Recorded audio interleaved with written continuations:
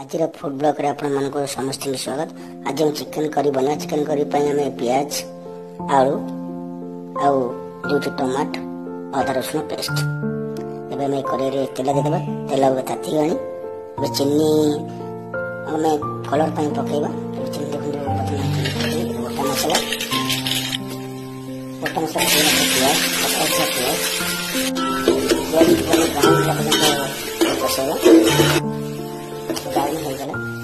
अदा रसुण पेस्ट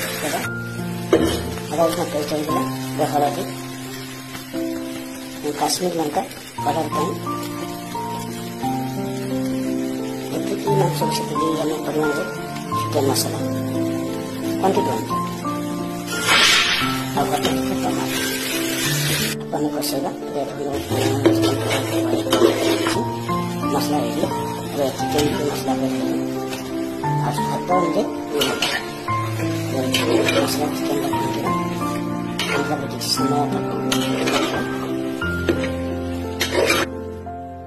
गाड़ी की आलू कटा है आलू पुणी देवा किसी समय घाटा पुणी घोड़े देवा